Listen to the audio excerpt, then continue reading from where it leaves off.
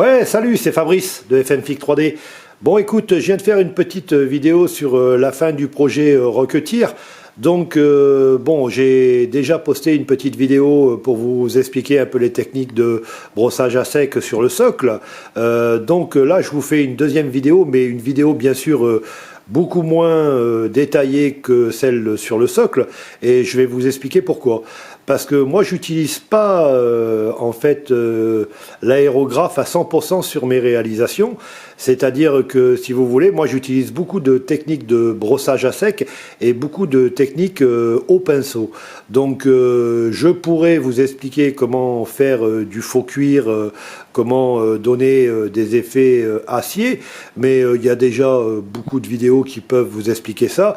Bon, moi ça m'empêche pas que si jamais vous voulez me poser des questions sur certains détails de mes réalisations, bah, ça sera avec plaisir que je vous répondrai, hein. Mais je vous fais, moi en fait, des vidéos pratiques pour moi et dans la mesure où j'ai un petit atelier de 3 mètres carrés et pas de 25 mètres carrés comme certains youtubeurs, et puis j'ai surtout un appareil photo que j'ai payé un certain prix pour pouvoir vous faire des vidéos on va dire de qualité relativement bonne, et vu que j'ai un petit atelier et que si jamais je devais mettre mon appareil photo, il y aurait de grandes chances et qu'il se casse la gueule et qu'il prenne de la peinture, j'évite de filmer quand je fais des passages aéros.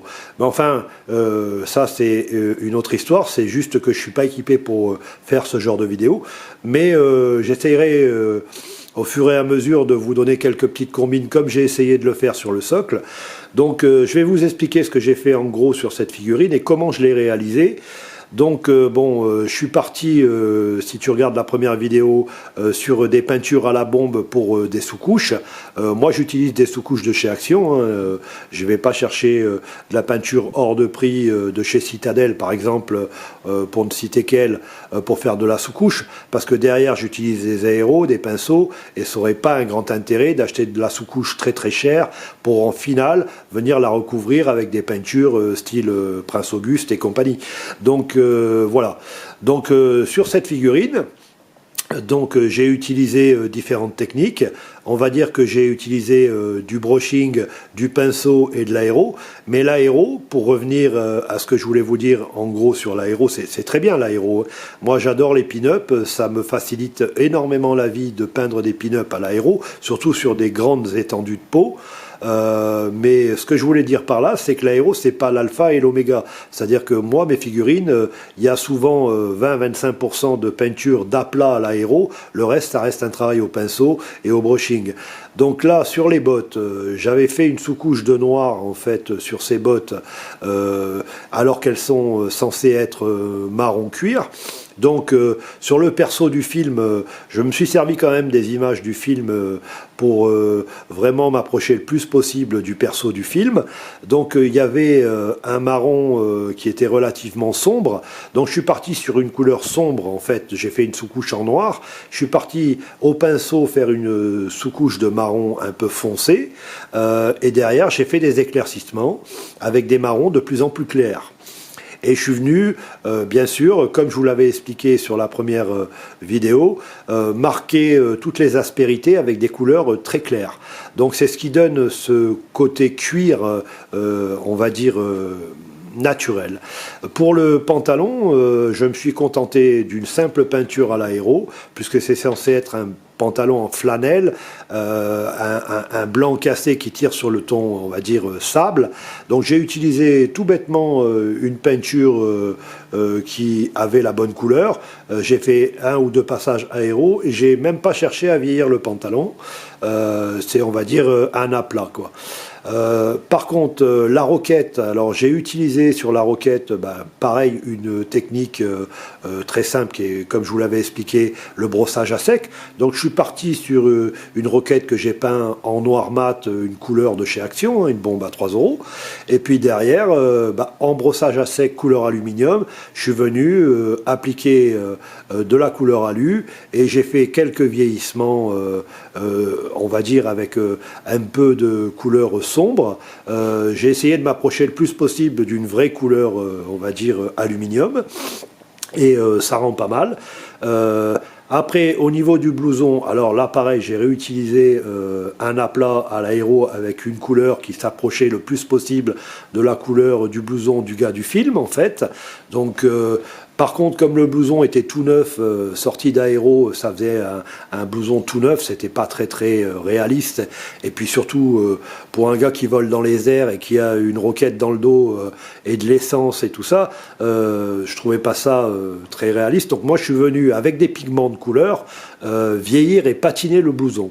Donc là, c'est très simple, hein, vous utilisez des pigments. Moi, j'ai utilisé des noirs et des marrons foncés que je suis venu mélanger. J'ai pris, comme dans la première vidéo, un pinceau que je suis venu tremper dans mes pigments, et puis je suis venu frotter à certains endroits, alors appuyer à certains endroits et moins à d'autres, ce qui donne ce côté vieilli et patiné au cuir, quoi. Pour le casque, j'ai utilisé donc aussi là une technique de brossage à sec, donc je suis parti pareil, hein, sur une sous-couche noire de chez Action, hein, une bombe à 3 €, et puis je suis venu avec des peintures acryliques de chez Cultura, hein, je vous les avais présentées dans la première vidéo, là des couleurs on va dire cuivre, hein, donc je suis venu donner un dégradé de cuivre, ce qui donne ce côté un peu réaliste et à ce casque en cuir, à ce casque en cuivre, voilà. Donc pour le pistolet, bah, c'était très simple, hein, c'était un pistolet allemand de la Seconde Guerre mondiale, donc j'ai utilisé une couleur gunmetal, hein. Je suis venu juste mettre un léger jus dessus pour vieillir un peu la couleur gunmetal. Et puis une crosse, on va dire marron, qu'on voit pas bien, puisque eux aussi, les gants sont aussi marrons, donc c'est compliqué, quoi. Mais disons que la crosse est marron foncé, et les gants sont de la couleur des bottes.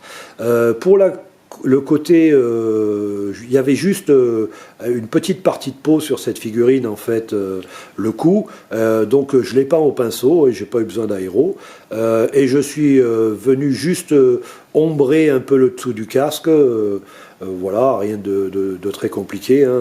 Ombrer de la peau, c'est pas très compliqué. Moi j'utilise aussi là des pigments de couleur marron, mais bon, après il y a différentes techniques. Qu'est-ce que je peux vous dire de plus? Je peux quand même rajouter que cette figurine est très sympa, et surtout ce qui est sympa, c'est que elle n'a pas de défaut. Donc c'est une figurine qui se monte vraiment très facilement. C'est assez rare dans l'impression 3D. Souvent il faut un peu galérer sur certaines figurines où on va dire boucher des trous, des fentes et plein de choses comme ça. Là j'ai pas du tout eu de problème. Le mec qui a modélisé le personnage, il a vraiment fait du super boulot. Voilà en gros. Donc ce que je vais faire... je crois que je vous ai tout expliqué, hein, pour les gants, les bottes, c'est la même technique, hein, donc c'est des bases de noir et des éclaircissements en marron, hein, on part d'une base foncée et on éclaircit. Je vous ferai peut-être une petite vidéo à la limite sur comment faire du cuir, mais là pareil, hein, il y a plein de vidéos qui vous l'expliquent sur YouTube, parce que bon, moi pour faire simple, je fais de l'impression 3D depuis 3 ans, je peins des figurines donc depuis 3 ans, je suis parti de zéro, hein, j'avais aucune comment dire, connaissance dans la peinture de figurines. Alors bon, moi je viens d'un milieu artistique, hein, je vous le cache pas, j'ai été dans le milieu du tatouage pendant quelques années. Bon, je me suis toujours plus ou moins intéressé au dessin, ça m'a toujours plus ou moins plu, mais du dessin sur papier, quoi, hein. Donc on va dire que sur de la figurine, j'étais aussi novice que n'importe qui. Ce qu'il faut savoir en fait dans les vidéos que vous voyez sur YouTube, c'est que les gars, souvent, bon, il y a beaucoup de gars qui sortent aussi du monde du tatouage, des gars un peu célèbres sur YouTube, donc je pense à un influenceur anglais qui fait beaucoup de vidéos. Les mecs, alors ils vous font des vidéos, soit, où vous avez l'impression qu'ils peignent tout à l'aéro, mais c'est faux, hein. Ils cèdent de l'aéro comme moi, mais c'est vraiment sympa, en fait, d'utiliser des techniques au pinceau, parce que l'aéro, ça fait beaucoup de choses, mais ça fait pas tout. Donc, dites-vous bien une chose, c'est que moi, j'ai progressé, et si ça vous plaît, le truc, eh ben, vous progresserez aussi. C'est-à-dire que moi, ça fait 3 ans que je fais ça. Bon, bah, c'est sûr que maintenant j'ai acquis quelques techniques parce que j'ai fait des recherches aussi. Hein. J'ai recherché à m'améliorer dans ce que je faisais et d'ailleurs je continue à essayer de m'améliorer dans ce que je fais. Donc c'est pas insurmontable. Dites-vous aussi que bon, comme je le redis, l'aéro c'est pas l'alpha et l'oméga. Hein. On peut très bien, moi je peux très bien peindre des figurines. D'ailleurs ça m'arrive, hein, des figurines de A à Z sans jamais utiliser un aéro. Hein. Et vous verrez absolument pas la différence avec une peinture à l'aéro. Donc voilà, c'est à peu près tout ce que j'avais à vous expliquer sur cette figurine. D'habitude, je sais sur quoi je vais repartir au niveau de mes projets. Je vous dis que je vais repartir sur ça et sur ça. Bon, moi, je vis dans le sud de la France, hein, en l'occurrence à Narbonne, et on n'a pas trop de chance. Là, le printemps tarde à arriver, et l'été, on n'en parle même pas. Donc là, moi, j'ai beaucoup d'humidité et de temps grisâtre, donc je ne peux pas bricoler comme je veux ou comme je le voudrais. Mes peintures sèchent pas et il y a beaucoup d'humidité. Donc là, je me donne un petit moment de réflexion pour savoir sur quoi je vais partir, puis j'attends comme tout le monde le printemps, quoi. Donc du coup, je vous dirai pas sur quoi je pars la prochaine fois. Qu'est-ce que je peux vous raconter d'autre? Eh ben, pas grand chose en fait. Ce que je vais faire, c'est que je vais vous faire quelques zooms sur la figurine. Et puis je vous dis à bientôt sur FMFIG 3D. Alors vous découvrirez le projet en même temps que moi, parce que moi à l'heure actuelle, comme je vous dis, je sais pas ce que je vais faire, je sais pas sur quel projet je vais partir. J'avais une petite idée, mais bon, j'ai tellement de projets en tête que je vais voir exactement sur quoi je veux partir. Donc vous le découvrirez comme moi. Si vous êtes abonné, bah, tant mieux. Si vous n'êtes pas abonné, bah, vous tomberez sur les vidéos de FMFIG 3D par le plus grand des hasards.